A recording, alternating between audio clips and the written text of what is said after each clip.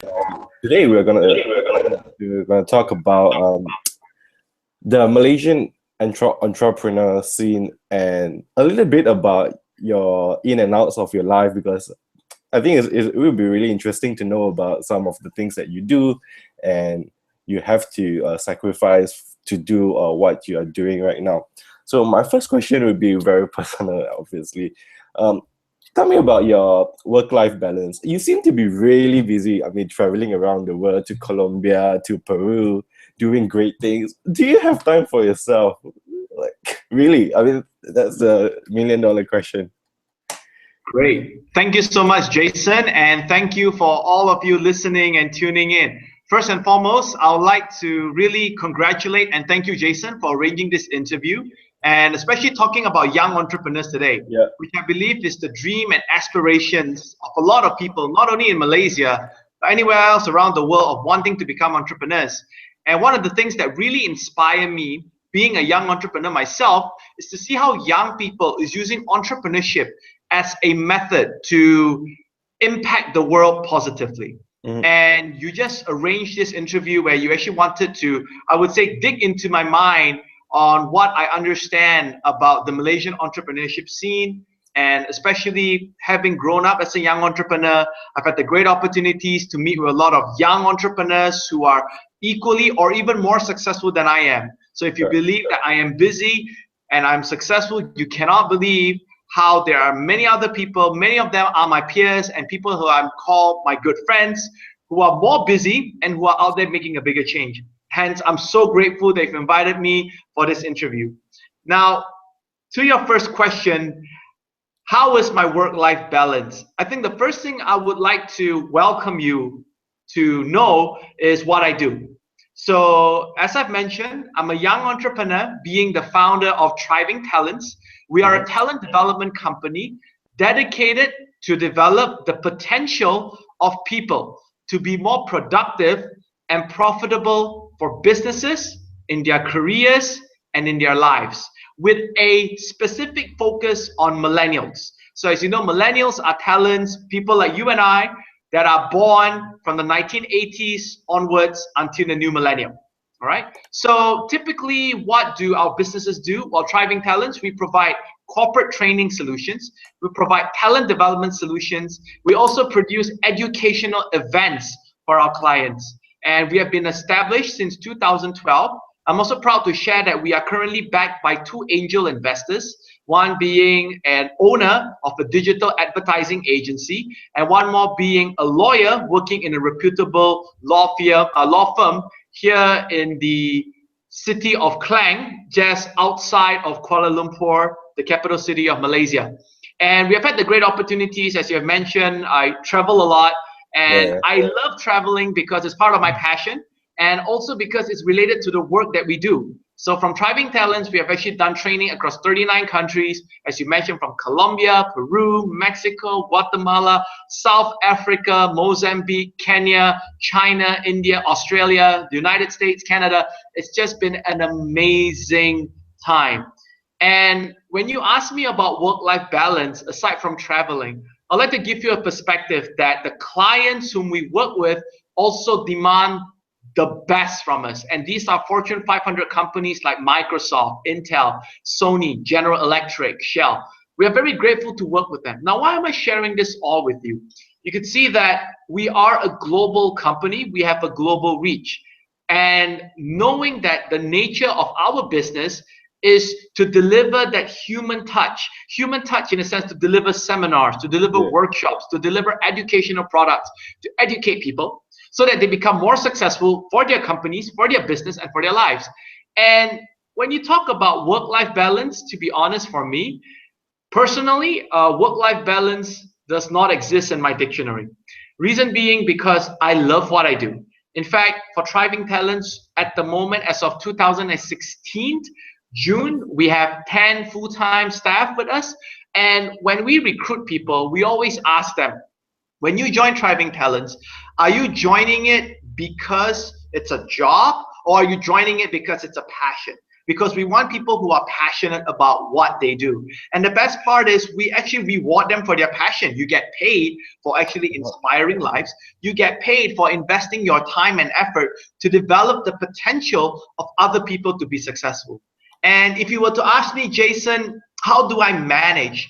You know, nothing beats the experience whenever you do a training or you deliver your service or your product and your customers coming to tell you saying that your product or service have changed their lives, how your products or service has actually revolutionized the way how they do business and the way how they lead their lives.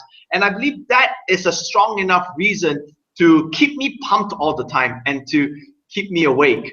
So again, to answer your question, work-life balance, really? Well, I love my job. I love what I do right now.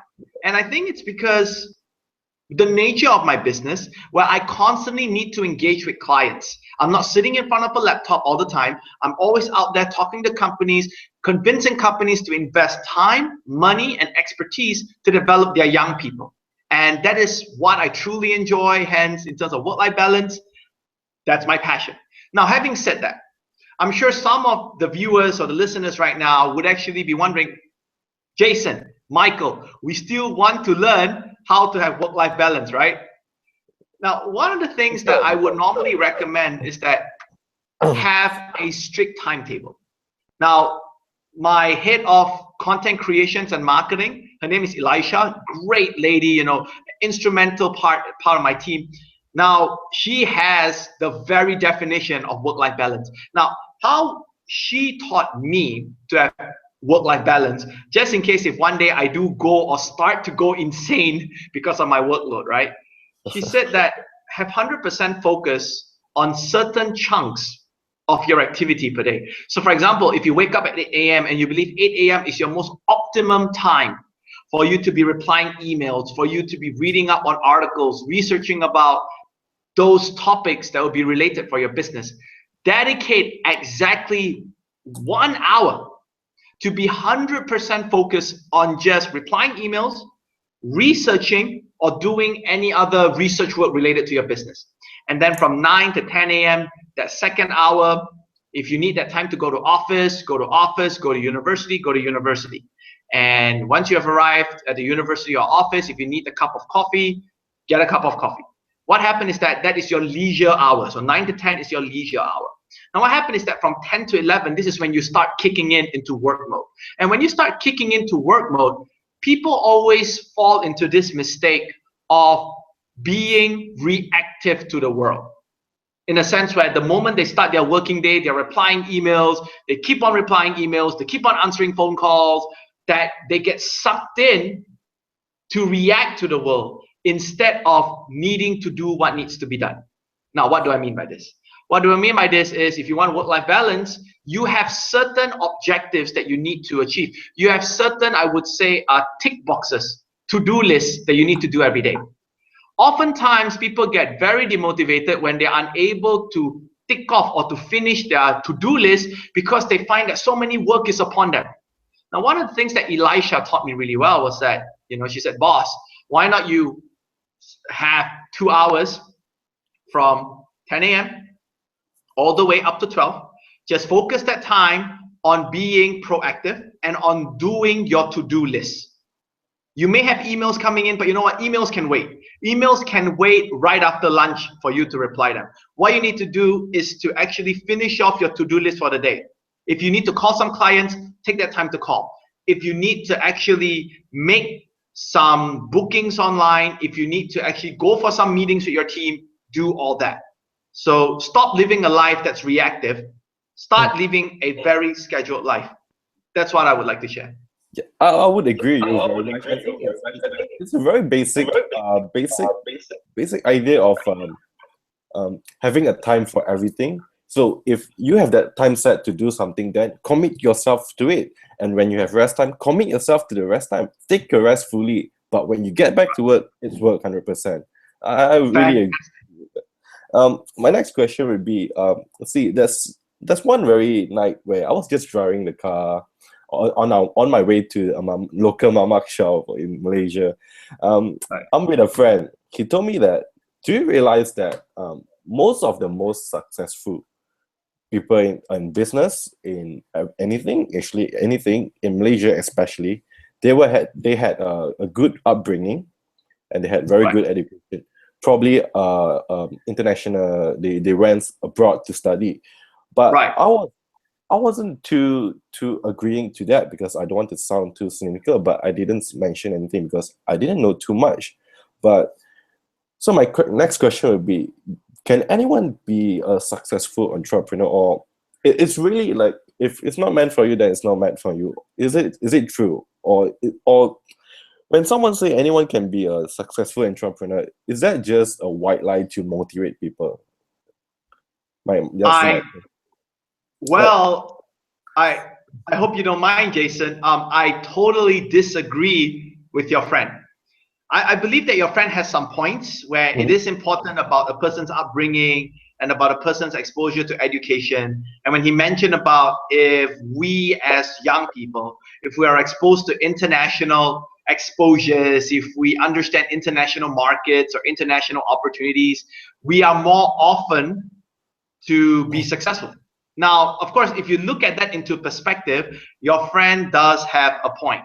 Where, if, for example, if you're well traveled, if you have gone around the world, you would have seen what are the latest trends happening in other countries that you believe could actually be adopted here into Malaysia.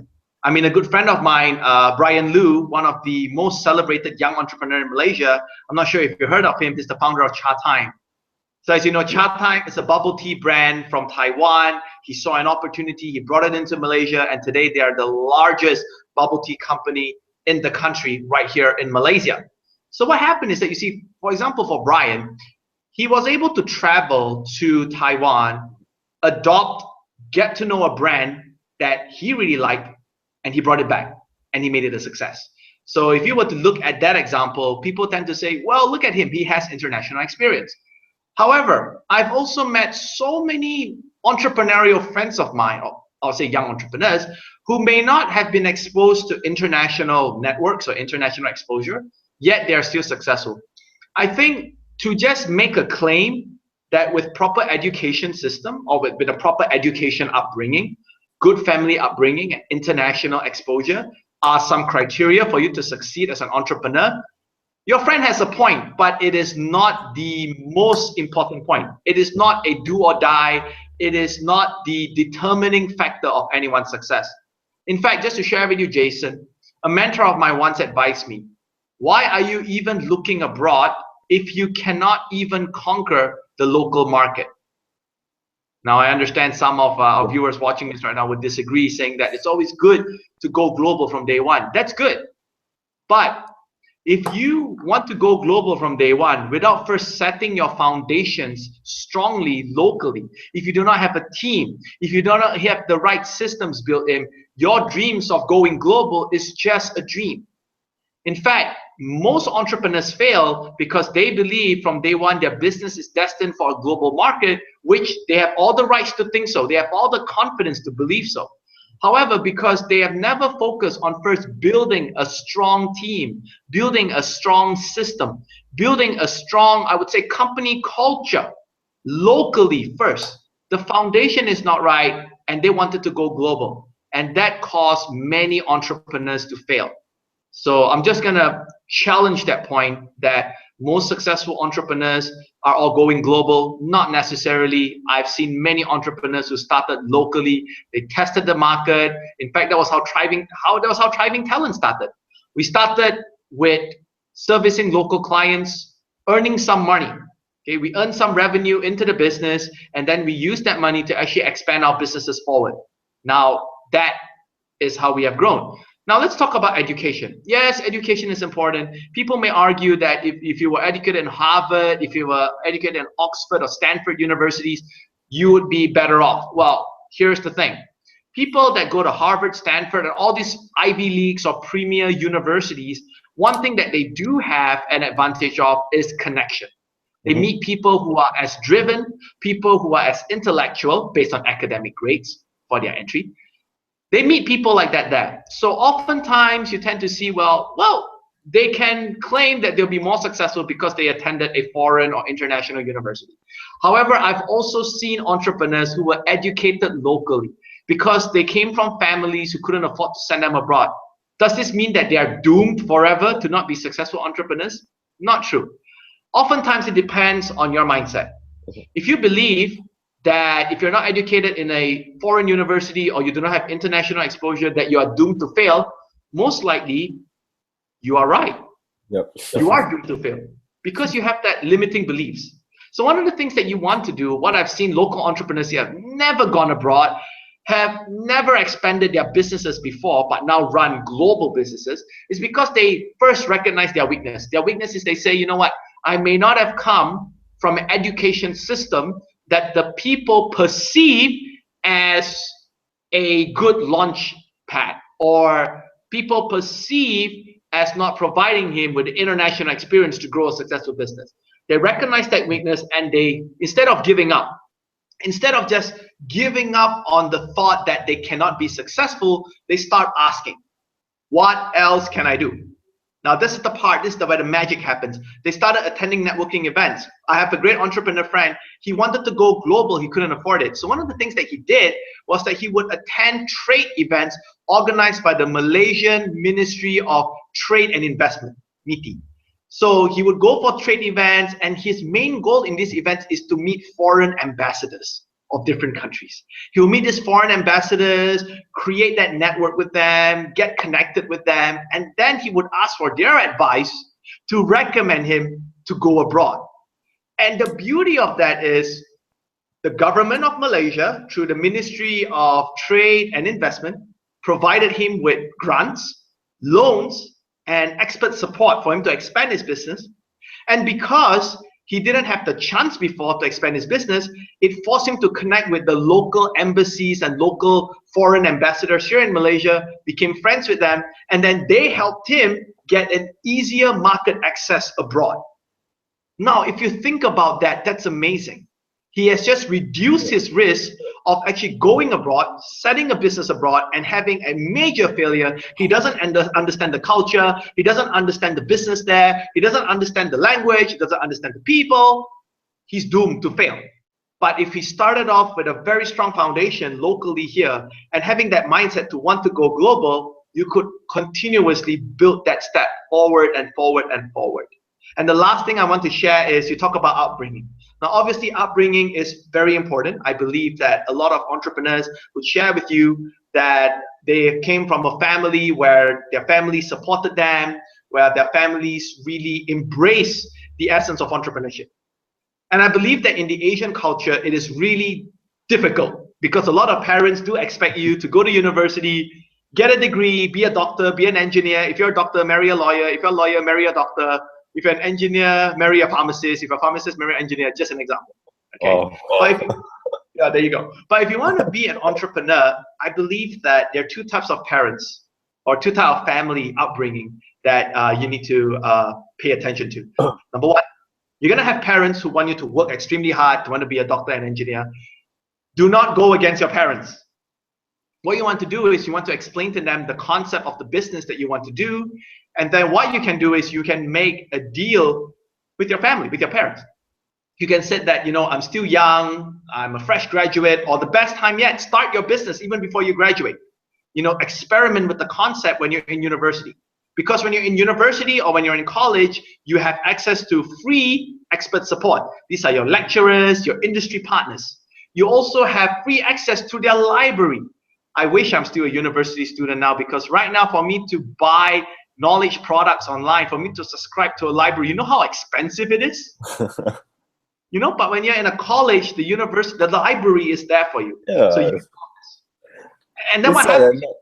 Yeah. It's like that not too many people make use of the library these days, you know. Well, there you go. And hopefully when they watch this video with this interview, you and me, they will be able to shift their mindset to now appreciate libraries more and to basically love our lecturers more as well. Now, back to the point. You do an agreement with your parents. You say that, you know, give me 1 or 2 years, and every month or every quarter, depending on how strict you want to report to your parents, do give them a progress update about your business. Again, If you start your business young, you can always convince your parents, Mom, Dad, let me try out my business. Give me a chance for the first year or the second year. I start my business, I will experiment with it. If it's good, we roll with it. If it's not good, after 2 years, I'm a fresh graduate, I could still get a job. And one thing though, you have to know, Jason, and for all of you watching, employers these days want to hire entrepreneurial people. They want to hire people who have actually run or managed businesses, because when you run and manage a business, you are actually covering different aspects of running an organization. You're forced to look at the finance. You're forced to do marketing. You're forced to lead the company. You're forced to manage staff. You're forced to manage costs. I work with Fortune 500 companies, and I can safely tell you they want proactive people, and most proactive people come from people with entrepreneurial background, right? So that's the first approach. I would say you may not be raised in an upbringing where parents are fully understanding about your entrepreneurial dreams. Don't worry. First option, strike a deal with them. Second option is, of course, tell your parents, let them know, show them the feasibility of your business. And the best part is, if you believe your family is not supportive. Now, I'm not saying they're not supportive, because some families, their parents are just not entrepreneurs. Their parents could be teachers, their parents could be civil officers, they're not entrepreneurs. Now, this is the next advice I'd like to give you. That is, if your family member, if your upbringing at home are not entrepreneurial, go out. Go out, I mean join NGOs, join entrepreneur associations, organizations, meet mentors, get them to share with you how you can become a successful young entrepreneur. Let the external factors influence you to build you up to become a young entrepreneur. I hope that answered your question, and I've just addressed all 3 parts. Yep. Looking at how you address these 3 parts, it should be some of the most important things. I mean, maybe not the important things, but it's part and parcel of someone trying to become an entrepreneur. And as you know, I would say that in Malaysia, there are a lot of people that want to be entrepreneur. I've done a survey in INTI College, Subang. About a good 70% says that they want to be an entrepreneur right after they have their degree. So, but the problem is only 1% of them actually make it. Right. So my question would be, who are some of the main stakeholders in helping these young people actually make their dream a success, and the 1% not to be a 1%, maybe more, maybe 2, 3 of them, maybe 10% that actually make the cut, to become a really successful entrepreneur? Well, thank you, Jason. I believe the first most important stakeholder, you can forget about the rest if you do not have time to work with them, but the most important stakeholder is yourself. Know this, entrepreneurship has been misconceived as a way for you to earn a very quick cash. Entrepreneurship has been misconceived or misinterpreted as a way for you to earn great wealth. Now, that's true. However, when you first start off, you need to know that entrepreneurship is actually a lifestyle. Like what Richard Branson said, entrepreneurship is a way of life. When you decide to become an entrepreneur, you must understand the sacrifices that you're putting in. You must understand that there are certain times you need to work longer hours. There are certain times you need to do everything involved with the business. You also need to know that there are certain times you need to go and knock on 100 doors in order to get 10 doors who would open to you. And these are clients, these are customers who would do business with you.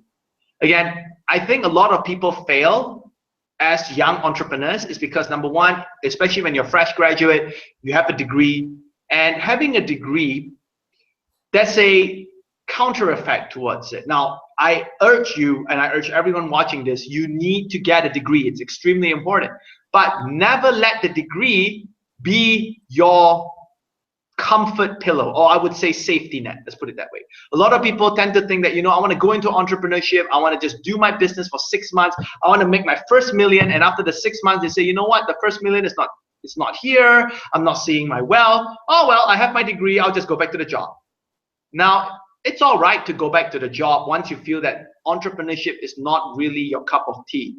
However, I find that a lot of dreams were crushed. A lot of dreams were lost and years after that, a lot of regrets happen in our lives because we gave up too soon on that dream of impacting the world through entrepreneurship. And sometimes by having that degree is our safety net for us to get a job, just in case if the company went under, if we just couldn't survive anymore. Hence, with that degree, we could still get a job. Yes, but never use that degree from day one as a mindset saying that, you know what, if my business failed, no, it's cool, I'll just go back to my degree. Because entrepreneurs, when they start a business, they should never take failure as an answer. They will go at it, they will go at it, they will go at it until the point when they couldn't take it anymore. The market forces are against them, they have other commitments, then they have to retreat. I have friends who started out as young entrepreneurs, they're great, but the moment when they get married, they're blessed with triplets, they just realize that the entrepreneurial life could not sustain them anymore. They're running a successful company, but their wives, their kids need them at home. So in the end, you know what? They say, you know, I still have a degree where I could fall back on because I want a change of life. And also, the dream of becoming an entrepreneur is not a lifelong dream. Again, I'm going to share this because as you go through different stages of your life, your priorities change. As a student, of course, you said that 70% of them want to be entrepreneurs, of course, because at the moment, we are all young, we have no commitments, we have no obligations. I would even say that most of them, especially here in Asia, in Malaysia, they are still living with their parents when they're students. Mm-hmm. They're still living in their parents' home, you know. I even doubt some of them even have their own cars. I think their parents bought for them their cars to drive to college and university. So they do not have all this commitment, they do not have all this risk. It is fine for them to explore entrepreneurship. However, can you imagine once they have graduated and they're doing the business, they fall in love, they get married, they have kids of their own, their kids need to go to school, their kids need to go to college. That's the reflection point where they now need to ask themselves, can this entrepreneurial venture still sustain them? Now, obviously, if you follow the trend, hopefully by the time you have kids and when they're going to high school or university, the business that you have worked so hard to build should be able to generate you that dream income you want. If it isn't, something is not right and you should seek advice. So I believe the first stakeholder that's very important that you need to master, that you need to, I would say, be at peace with is yourself when you want to start an entrepreneurial venture. Now, if you ask me who are the other secondary stakeholders, I will believe these are educational institutions, universities. Very important because universities play a huge role in providing an ecosystem to churn out, to develop more entrepreneurs. And this could be where universities invite industry experts to give talks. Universities could be the catalyst to actually organize competitions. We could see a lot of business plan competitions that are happening. Universities could play a pivotal role in encouraging students to be more entrepreneurial, to create business projects, to get involved with these competitions. And university plays an important role in providing the expert support. This could be in the form of resources, access to library resources. This could be access to lecturers. This could be access to certain programs that are being done by big companies that will develop entrepreneurs. For example, through Microsoft, one of our clients, they have introduced a coding program where they roll out to high schools to teach students how to code. And you know now with the new wave of young entrepreneurs coming up with technology startups, application startups, you need to learn how to code. And universities should actually be that channel where big companies like Microsoft, who teaches students how to code, Google, who teaches students about Google AdWords, about advertising through Google. Universities should welcome these companies to actually collaborate with them so they can create a more entrepreneurial culture among their students. The third stakeholder, I would say it's very important, would be the industry. Now, the industry here means if you want to become a young entrepreneur, it's extremely important for you to start researching what are some of the organizations in the industry or in your campus right now that promotes entrepreneurialism. I would name a few organizations that students or young entrepreneurs can join when you want to start off a career as an entrepreneur, and that is ISAC, the world's largest student-run organization, Enactus, or previously known as SIFE, Students in Free Enterprise. You could even join Toastmasters. You could even join BNI, Business Network International. These are great organizations who welcome new members, and as part of their member experience when you become a member with them, they also train you up, they also educate you. So I believe these are the three most important stakeholders that you have. First is yourself, second is the university, third is the industry players that you can work with to realize your entrepreneurial dreams. Okay, so we talk about the culture and the passion for entrepreneurship in young people. Do you want them to all have the drive and the hunger for building something up from the ground up and making a change? But right. If you think about it in a very bigger picture, if everyone wants to be the leader, who are the followers? Yes. Right? Like who will be like if who will be the employees, like, right? Everyone trying to be leader. So I wouldn't want to follow you because you want to be the leader. I want to be the leader as well. Why would I want to follow you? Do you see like can it be a double-edged sword at the end of the day? Right. If now everyone wants to be a leader. Right. Well, thank you, Jason. Very good question. Everyone wants to be an entrepreneur. At the end of the day, who wants to be an employee, right? Everyone wants to be a leader, and who wants to be the follower? Now, here's the thing. There will always be people, scientifically, naturally, historically proven, that there will always be people who would be the follower. But let's not talk about that right now. Let's talk about, in a sense, when you start your business, entrepreneurs are not always the leaders in the first place. In fact, the role of the entrepreneur is to ignite and inspire the vision and the possibility among other people, especially people who are working in their teams, working in their business, to feel ownership, to gain empowerment, to work together to push the business forward. I mean, if you look at how Apple was set up by Steve Jobs, did he set it up alone? Sure, the vision of Apple came from Steve Jobs, but he had partners. Did these partners complain that Steve Jobs was their leader? Not necessarily. They were all leaders in their own rights. Steve Jobs was this visionary. However, Steve Jobs couldn't code. He had Steve Wozniak, I believe, to actually program the computers, to build the computers with him when they first started off in the garage. Leaders empower other leaders. And I believe entrepreneurs, when you become a leader, your task is to inspire that possibility that your other team members, your other partners, your employees could be leaders in their own rights. And leaders in their own rights means they take accountability in their respective roles, in their respective focus to deliver the best products or services that they can do for customers. I mean, if you look at Bill Gates, when he ran Microsoft, there was a moment in time where he let his partner, Steve Ballmer, became the CEO of Microsoft, where he was the CTO, Chief Technology Officer. Why is that? That's because Bill Gates knows his strength lies in the technology of Microsoft. And he knows that Steve Ballmer, with his very hyper personality, very inspiring speeches, he could rally the entire Microsoft workforce to work for them, to add extreme value to the work that they do. Hence, I would say that perception, if everyone wants to become an entrepreneur, hence everyone wants to lead, there will be no followers, it's debatable. Because at the end of the day, as an entrepreneur, your role is to inspire others so that they become leaders, but becoming leaders in their respective roles. And as entrepreneurs, even though when you do become a leader of your organization, like you are the CEO, you are the chairman, the buck stops with you.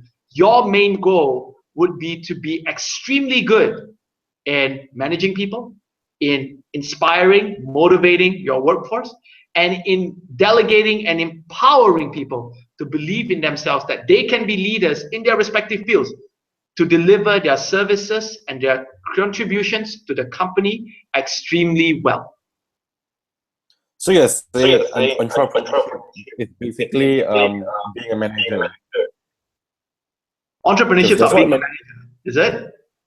Yeah, that's what managers do, right? They have to motivate, they have to delegate, and make everyone to work cohesively together? I would say so, Isn't yes. In fact, the CEO or the founder of the company must be the main cheerleader of the company. They need to be the manager. The biggest mistake that young entrepreneurs make is that they believe once they have a business idea, they launch the business idea, they set it up, they hire people, and they can just sit back and relax. Now, there are certain cases like this. I do not rule out the possibility, but you must be extremely lucky.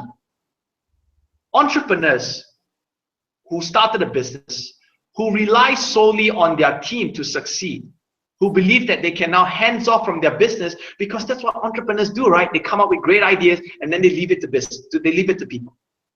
And if you think about it, entrepreneurs, I would say serial entrepreneurs like that do exist. Richard Branson, Sir Richard Branson, Tan Tony Fernandez of AirAsia. They are all entrepreneurs with a vision. But if you trace back in history, during the early days of their first few companies, they were very hands-on. They were actually literally managing people. In fact, Tony Fernandez, the founder of one of the world's leading low-cost airline based here in Malaysia, he actually had to take bags for people. He actually had to go down to the airports to talk to passengers. He would actually take random flights on those AirAsia plane to talk to his passengers to understand how to improve his businesses better. Of course, today AirAsia has grown to a global brand, a global conglomerate. They employ thousands of people. He need not go down to the ground anymore.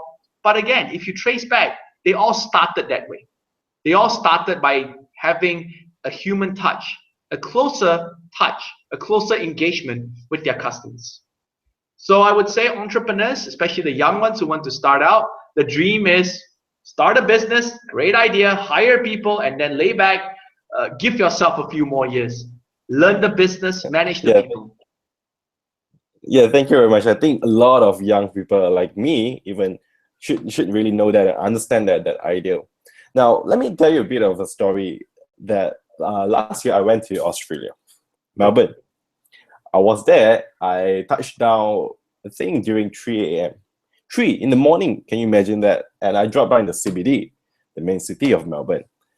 And half an hour into it, because I was waiting for the train, because of course there's no train in the midnight, or they call it tram. So I was waiting for the next train. And I was just sitting in the city streets, and there, out of the blue, there's this big guy in a coat. He came. Right. So I just talked to him because I'm in a foreign land. Of course, I want to know the whereabouts and all. I was just talking to him, and guess what? He turned out to be a technopreneur out of nowhere. Right. You know what he was selling? It's really amazing. He was selling this this power bank, or you guys would call it portable charger power bank. Yeah, power bank. Yeah. That is powered by solar. That is actually solar panel on it. So it's basically a rechargeable power bank, rechargeable by itself. And after that, I was just sitting there. I was thinking to myself, that's really amazing that the people there is so really, like, they have the drive and passion, and it's not so much about like failing or succeeding. It's really about trying and just trying to do something. Like you have your own idea, take it and do it. Don't let it die. So then I came back here. I see that it's very different in Malaysia, and as you are as someone who trains young people at throwing talents. So my question would be, how do you see the Malaysian startup scene in 10 years? Just a mere 10 years. Would there be a lot of changes? I believe for the Malaysian startup scene, we are heading towards very exciting times. If you could see that there are concentrated efforts that are put in by many parties, both the governments, universities, and companies, to actually accelerate the creativity, ingenuity, and innovation among Malaysian entrepreneurs. Now, let me give you an example. Let's talk about the government. The government, as you know, they launched Magic. Magic is a Malaysian government agency that promotes entrepreneurship. Now, just 2 days ago, a good friend of mine, who's now the CEO of Magic, Mr. Ashran Datuk Ghazi, he actually said that Magic is going to focus on empowering not only technopreneurs, but they're also going to focus on other verticals. Other verticals in the sense they're going to help entrepreneurs in the agricultural sector, in the food and beverage sector, in the educational sector, and that's exciting. And if you think about it, the Malaysian government, when they set up Magic as this government agency that promotes entrepreneurship, they basically adopted a lot of model that worked in Silicon Valley. And in fact, they brought in so many trainers, consultants, and speakers from abroad. They actually gave an opportunity for even companies like us, Thriving Talents, young companies like us, to actually train up younger entrepreneurs as well. So as you can see, Magic is here to stay. And I believe when people say, you know, they don't know what benefit, they don't know what support they're going to get in Malaysia, or some may even say the Malaysian landscape does not provide them with an ecosystem, I would want to challenge them to think of one question. Have you been looking around? Because oftentimes there's so many programs that are provided by government agencies in Malaysia, you know, funded by taxpayers' money, created to serve the interest of the public. They actually provide so much support. At one point, a few years back, Malaysia was even renowned across Southeast Asia as the most generous country, because we are the country with the most grants offered by the government for entrepreneurs.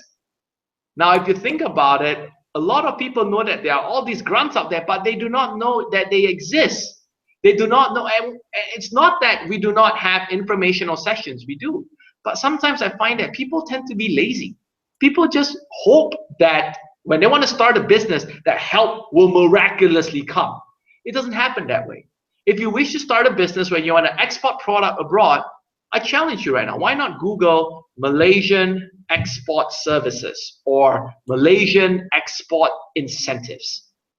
Once you start doing that research of that nature, you'll be able to see so many opportunities, so many grants, so many incentives for you out there to grow your business. There was even a point, and I know about this because Thriving Talents, we tried applying, but they actually ended the package, the program, the scheme, I would say. The Malaysian government used to fund branding exercises. In a sense, if let's say your company is new and you wish to publicize your company abroad, they actually provided you grants, sponsorship for you to publicize about your company abroad.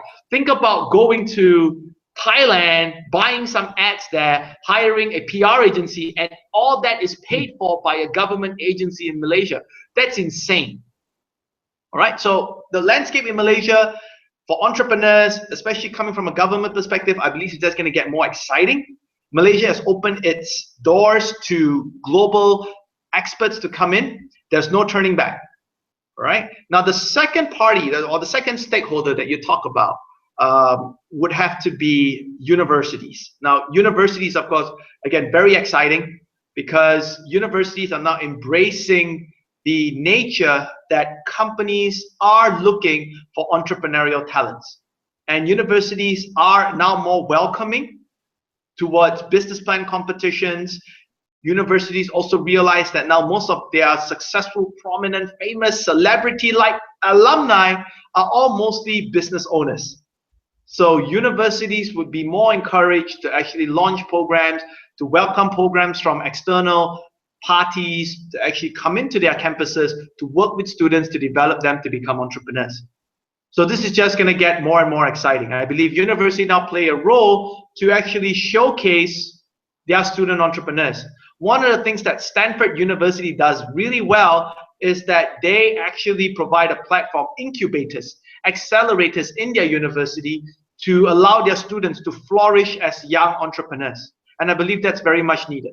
All right. And the last stakeholder I would say would be companies, as I mentioned earlier. Now, companies, if you've heard of, the largest bank in Malaysia, Maybank, they have recently put a lot of interest into financial technology, or to put in a simple term, fintech. Now, Maybank is not the only one. If you look at General Electric, they just rolled out with INTI College Subang, the Leaders of Tomorrow program, where if you look at the program, if you study it, they want to develop entrepreneurial talents whom they can recruit, whom they can actually attract into their companies. We've also seen companies like HSBC For many years now, they've organized the HSBC Young Entrepreneurs Challenge, encouraging people to come up with ideas. And we have also seen government agencies working with corporate companies to go into universities to empower students with the opportunity to launch their businesses.